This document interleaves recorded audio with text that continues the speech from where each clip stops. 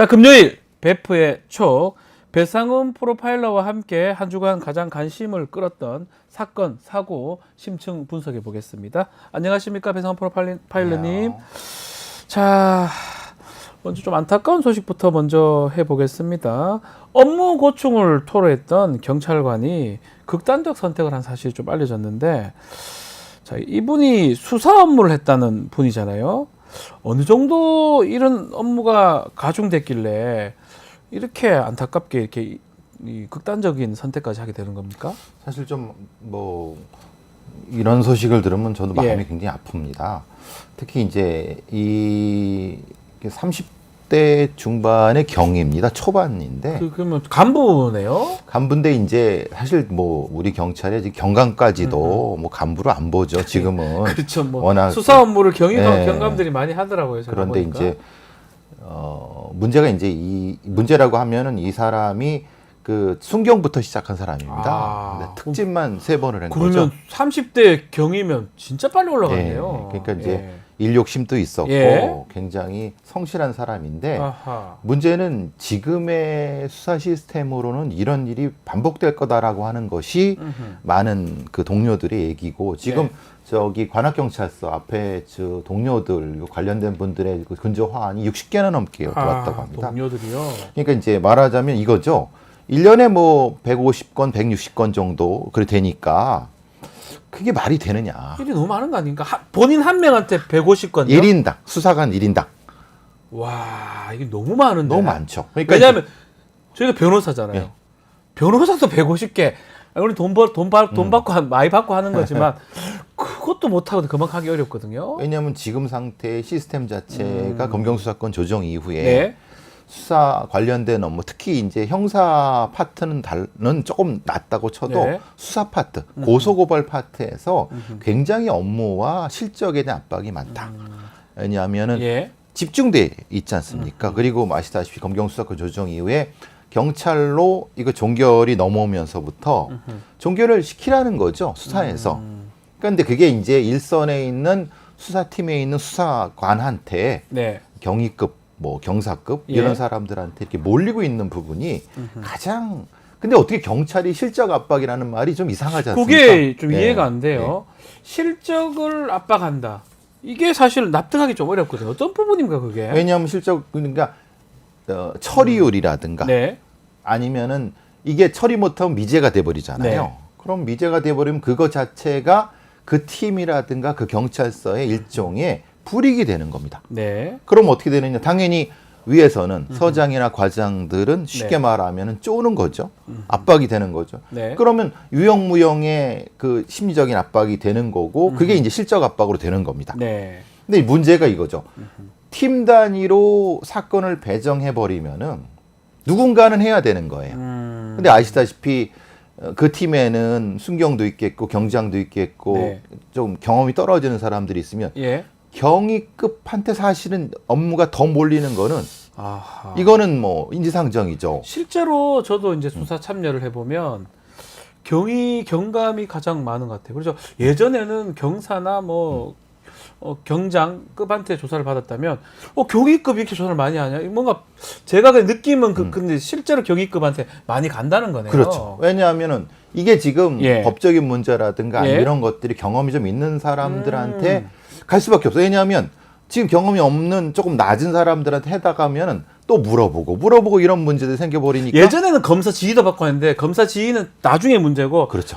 일단 1차적으로는 경찰이 결정을 하고 판단해야 되니까. 판단을 해야 되는데 누구한테 물어볼 사람이 없잖아요. 그러니까 경위급이 이제 하는 그렇죠. 게 맞다. 가장 중간에 있는 경위급이 이 미래 상당 부분을 어떻게 보면 저희는 표현은 뒤집어 쓴다고 하는 건데. 뒤집어 쓴다. 그럼 조금 쉬운 형태는 경장이 가는 거고. 네. 경감들한테는 뭐 대우해 준다고 하니까 경위가 다 뒤집어 쓰는. 그러네요. 딱 들어보면 딱 거기네요. 1인당 뭐 사실은 140건이라고 하지만 생각해 이거 2 곱하기 2를 곱해야 3을 곱해야 되는 너무 거죠. 많아요. 그러니까 매일 앞에 놓고 야근하고 뭐 이렇게 하면서 이것이 몰려오는 거를 처리하기도 바빠요. 못합니다. 조사해야 되고 네. 처리해야 되고 조사 고소인 피고소인 뭐 증인 참고인 할 게 태산인데 그러다 보니까 지금 사건이 몰리다 보니까 수사 업무하는 경찰관들 좀 이렇게 그만두는 분들이 꼭 많아졌다 이런 얘기가 있던데 이것도 맞는 말입니까? 예. 어떻게 보면은 네. 일종의 가장 먼저는 다른 부서로의 정근 신청이 많고 아 본인들 못하겠으니까. 가장 많이 가는 쪽이 지구대 쪽을 원합니다. 음. 근데 문제는 지구대를 보내주나요? 지구대 안 보내주죠. 네, 왜냐하면 가면은 이거 누가 그럼 누군들 해야 될 거 아니에요. 그래서 뭐라 그러냐면 야 누구든 데려와라. 아, 데려오면 보내줄게. 심각하네 진짜로. 아니 근데 본인이 가는 이유가 그건데 누굴 데려옵니까? 그러니까요. 근데 데려올 수가 있어요. 네. 자기보다 경험이 일천한 순경이나 경장들은 데리고 올 수 있어요. 음흠. 그래서 업무 능력 됩니까? 안 되죠. 그러면 또 경위한테 물어봐야 돼요. 더 엉망이 되는 거예요. 경위한테 물어봐야 돼요. 그러니까 문제가 예. 일정 정도 경험 있고 능력이 있는 중간쯤인 사람들이 일을 할 수 있게 해줘야 되는데 지금 이들이 나가려고 하는 그러니까 이 상황이 지금 상황이에요. 자 그리고 지금 뭐 저도 느끼긴 한데 사기 범죄가 예전에 보이스피싱 등등 사기 범죄가 정말 신종 사기가 계속 많다 보니까 경찰관이 아는 사건 처리는 정말 할 만한데 그렇죠. 새로운 사건은 파악하기도 어렵습니다. 그래서 막 저희한테 물어봐요. 아, 이거 어떻게 되냐고. 저희도 모르죠 사실은. 근데 제일 안타까운 게 변호사님이 네. 지금 바로 말씀하신 게 경찰이 이런 사건의 흐름을 잘 몰라요. 예. 맞아요. 그러니까 오히려 변호사한테 물어보서 하는 예. 거예요. 이게 사실 이게 이상하죠. 네. 이렇게 하면 안 되는데도 어디 물어볼 데가 없는 거예요. 옛날 같으면은 검사들이나 검사라기보단 계장, 검찰 네. 수사관들한테 그래도 협조가 됐는데 그렇죠. 지금은 딱 단절이 돼버리니까 누구한테 물어볼 데가 없어요. 그러니까 이제 흔히 말하는 피해자 변호사한테 이게 말이 되냐? 어떻게 합니까? 또 법률 전문가인데. 그래서 물어보기도 하더라고요. 그러니까 많이. 이제 신종 사기는 네. 늘어나고 있지. 근데 신종 사기를 대응할 수 있는 어떤 경찰의 수사관 학교라든가 수사관 매뉴얼들은 업데이트가 늦지. 안 되지. 지금 예. 상태가 이런 상태입니다. 자 그리고 지난 10월에 법무부에서 수사기관의 고소 고발 반려 제도를 이렇게 폐지를 했는데 이게 수사준칙 개정안입니다. 요게 좀 더 문제가 된다 이렇게 얘기를 하던데 이건 어떤 내용입니까? 대략 이런 거죠. 예. 예를 들면 공소시효가 도래됐거나 피의자가 사망했거나 권한 없는 사람의 고소. 사실은 이거는 실제로는 이건 바로 그냥 각하시켜야 되는 부분이죠. 네. 말하자면. 원래 같으면. 그렇죠. 네. 근데 무조건 사건을 접수해야 된다는 거예요. 사실 이것도 저는 좀 말이 안 되는데 물론 그런 이유가 있죠. 왜냐하면 인권 개선이라든가 아니면 네. 혹시라도 있을 어떤 부분들에 대한 보완인데 그러니까 이건 소리쳐내만 하면 되는 거죠. 네. 그게 다 몰리는 겁니다. 그렇죠. 자, 지금 뭐 오늘 지금 너무나 수사 업무가 가중돼서 정말 극단적인 어떤 선택을 했던 경찰관 얘기를 하는데 사실은 이런 어떤 악성 민원 스트레스도 아마 그 경찰 수사 업무 하시는 분들 그런 스트레스도 많습니다.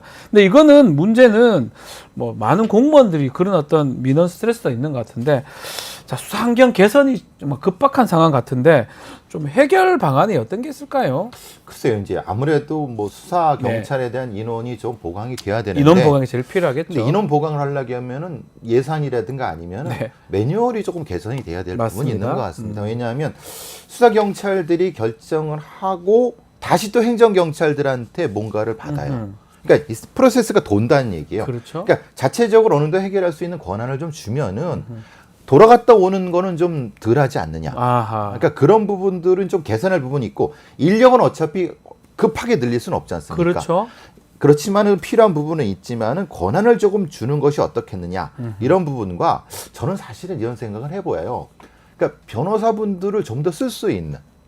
지금은 변호사 뽑기도 많이 경감 특채인가 뭐 예. 하긴 하던데요. 그러니까 이 변호사분들한테 이런 것들을 도움을 많이 받을 수 아. 있는 시스템적인 전환이 어떨까 예. 싶어요. 왜냐하면 경찰들이 사실 이런 사건들을 하기가 쉽지가 않거든요. 맞습니다. 그런 전환은 좀 필요할 거라는 법률적 생각해요. 부분도 그렇다. 있으니까요. 알겠습니다. 자, 하여튼 뭐 좀 그런 부분 잘 좀 해결되기를 바라면서 다음 이야기를 좀 넘어가겠습니다. 자, 마약 투약 혐의로 지금 재판받고 있는 배우 유아인 씨. 징역 4년이 구형이 됐습니다. 어떻게 좀 이해해야 됩니까? 4년이면 좀 많지 않습니까? 그러니까 보통은 우리가 많이 아는 것처럼 대략적으로 연예인 마약 사건이라 하더라도 네. 여러 가지 면에서는 보통은 뭐 집행유예라든가 아니면 벌금형. 하정우 씨 같은 경우는 벌금형. 벌금 받았죠. 천만 원 나왔죠. 프로포폴이었죠. 예. 비슷한 형태거든요. 하정우 씨라고. 근데 문제는 이제 이 검찰이 구형한 내용 자체가 이런 겁니다. 네. 재력을 이용해서 해외에서 마약 투약하고 목격자를 도피시키고 네. 이게 핵심이 형사사법 시스템을 무시했다. 이게 사실은 좀 뭔가 약간 감정적이 섞여 있는 거 아닙니까? 안 좋다. 그러니까 말은 죄질이 안 좋다는 예, 거잖아요. 죄질이 안 좋다. 그러니까 이제 왜 그러냐? 예. 본인은 소신 발언을 통해서 사회적 영향력을 발언을 했는데 오히려 그거를 자기의 죄를 덮는 걸 이용했다고 하면은 네. 이건 사실 괘씸죄까지는 아니어도 상당히 문제가 있는 거냐 아니면 검찰의 인식 자체가 예. 아예 죄질 자체를 안 좋게 보는 것 같습니다. 예. 그러다 보니까 형사 사법 시스템을 무력화시키고 그래서 4년이 구형됐다면 이게 이대로라면 다 유죄가 된다 그러면 2년, 1년 실형이 선고될 가능성이 높은 거거든요. 그렇죠.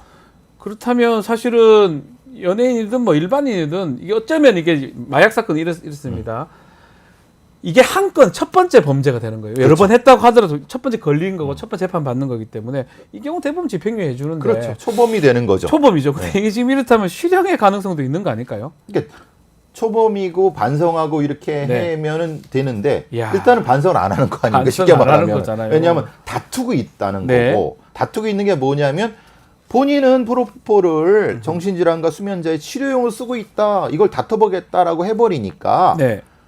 그 판사가 보기에는 판사 해보셨으니까 반성하고 있지 않는 거잖아요. 쉽게 말하면 다투니까 예. 거기다가 이제 말하자면 대마흡연 교사죄가 또 들어가요. 네. 이런 부분 때문에 좀 그리고 또 하나는 문제가 아시다시피 이 유아인의 변호인이 네. 우리나라 대표적인 수사검사 출신 아닙니까? 네, 맞습니다. 이런 부분 때문에도 사실은 조금 유아인 씨한테 불리한 쪽이 아니냐는 느낌이 들어요. 그럴 수도 있다는 거죠. 예. 자, 지금 선고가 9월 3일입니다. 자, 아마 변호도 있었고 검찰하고 상당히 첨예하고 대립했던 것 같은데 가장 이제 이것도 아마 앞으로도 계속 문제가 될 것 같은데 프로포폴 그 투약했던 부분 예. 이게 정신질환하고 수면장애를 치료하기 위해서 했다. 그래서 의사의 판단이 있었다 없었다. 이 부분이 쟁점이 될 것 같습니다. 핵심이죠. 요게 선고에 영향을 줄까요? 중요한 연관이 되는. 근데 네. 문제는 그러면은 중요하게 유아인 씨가 그런 증상이 있었는가에 대한 의료 기록이 있어야 되잖아요. 네. 근데 그 의료 기록이 사실 애매한 부분이 있는 것 같습니다. 네. 왜냐하면 하정우 씨 같은 경우는 피부 때문에 수술용으로 썼거든요. 네. 근데 지금 이게 정신질환이라고 하면은 그걸 입증을 해야 되는데 그렇죠. 그 부분이 지금 다투어야 될 것 같습니다. 아무래도 입증이 되느냐. 입증이 되느냐의 문제가 되겠죠. 예, 이 부분이 가장 네, 문제가 가장 될 핵심적인 것 부분 같습니다. 같네요. 네. 자, 그 오재현 선수 야구 선수입니다. 이 사람도 지금 5년 정도 구형을 받았는데 이 사람도 처음에는 의사 처방으로 뭐 약 같은 거 받다가 나중에는 필로폰 구매까지 이어지기도 했는데 자, 요전에 유아인 씨 지금 또 하나 보도된 걸 보니까 성폭행 혐의가 지금 입건된 게 있더라고요. 근데 이거는 예. 그냥 어떻게 보면 일방적인 주장일 수가 있습니다. 이건 아하. 조심스러운 요거는요? 거는 예. 왜냐하면 피해자라고 주장하는 사람이 14일 날 용산구 오피스텔에서 남성인데 성폭행을 당했다라고 말하자면 고소를 한 거죠. 네.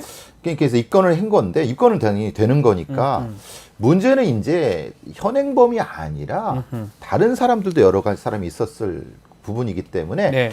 조금 조심스럽습니다. 요거는 입건은 맞습니다. 맞습니다만은 이것에 대한 진부 여부는 이건 또 수사를 해봐야 될 것 같다는 생각이 그렇죠. 들거든요.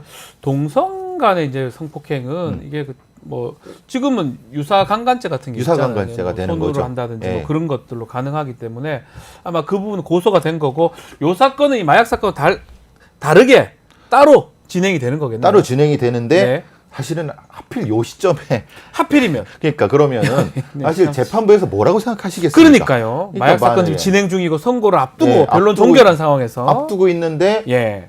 아니 그냥 남자를 강간했다? 그러면 마약에 취해서 이런 의심이 든다고 그렇죠. 하면은 사실은 하필 그래서 그런 느낌이 좀 들어서 전달하는 게 조심스럽지만 어쨌든 믿고는 된 거니까. 네. 예, 예.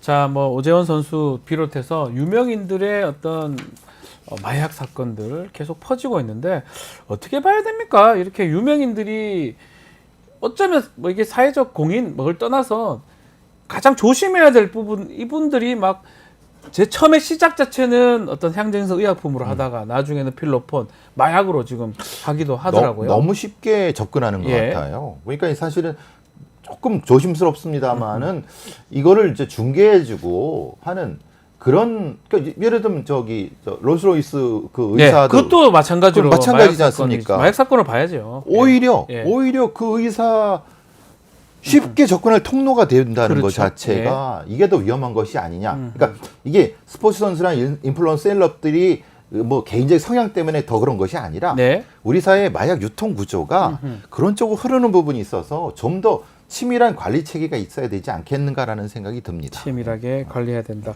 또 이것도 한번 베프님한테 질문을 좀 드리고 싶습니다. 마약 사건 뭐 정말 우리 주위, 우리 가까이에 지금 와 있다는 거는 당연한 것 같은데 문제는 이 마약 사건 또 유명인에 대한 마약 사건 터질 때마다 혹시나 뭔가 이슈를 전환시키기 위해서 권력자들이 이 이슈 희석용으로 활용하는 거 아니냐 이런 얘기도 있는 것 같거든요. 이건 우리가 어떻게 봐야 됩니까? 이성균 씨 사건 때 우리가 이걸 그런 목격을 생각이 했습니다. 들기도 하거든요. 사실. 왜냐하면 사실은 이성균 씨 사건을 조금 보면은 네. 실제로 마약 사건이 아니었던 게 이렇게 커졌거든요. 지금 보면 그렇죠. 실제로 이제 내부 탐사 보도 몇 개를 보고 저도 기자들이랑 얘기 들어보면 네. 사실 이건 마약 사건으로 터질 게 아닌데 갑자기 마약 사건이 돼버렸지라는 부분이거든요. 네. 그럼 그러니까 이런 의심들이 분명히 나타나는 거죠. 그러니까 정확히 이 내용에 대한 어떤 공개라든가 아니면 공개되지 않을 것에 대한 구분이 있어야 되는 건데 네. 막 섞어버리니까 예. 이성균이 여기 있다가 마약 여기 있었는데 이게 쓴 걸 가다가 갑자기 이성균 마약 사건이 돼버린 거거든요. 네. 이런 식은 안 된다. 네. 이것은 언론의 자유도 중요하지만은 사실은 사건 자체가 그걸 아닌 걸 이렇게 해버리면은 개인의 인권은 어떻게 되느냐 이런 문제가 되거든요. 두 가지를 섞으면 절대로 안 된다. 안 되는 건데 마약 그냥- 사건이다 그냥. 그냥 자연스럽게 우리의 예. 인식이 섞여버린 거지 않습니까? 예. 그러다가 안타깝게 예. 이성균 씨가 또 희생당한 부분이 있지 않습니까? 분명히 이것은 우리가 반성을 해야 될 부분이 있다. 대중들도 그런데 좀 열광을 하다 보니까 그러니까 그 이어가는 것 같아요. 마약 사건 예. 혹되죠. 네. 더 행건 연예인 마약 사건이 더 혹되죠. 더 되니까. 그렇죠. 예. 근데 그러니까 예. 그런 사람들이 있지만 그렇지 않은 경우도 있다는 거 명확히 구분을 해야 될 것 구별을 같아요. 해야 될 것 같다. 알겠습니다. 자, 오늘의 베프의 촉은 여기서 마무리를 하겠습니다. 배상원 프로파일러와 함께했습니다. 오늘 말씀 감사합니다. 감사합니다.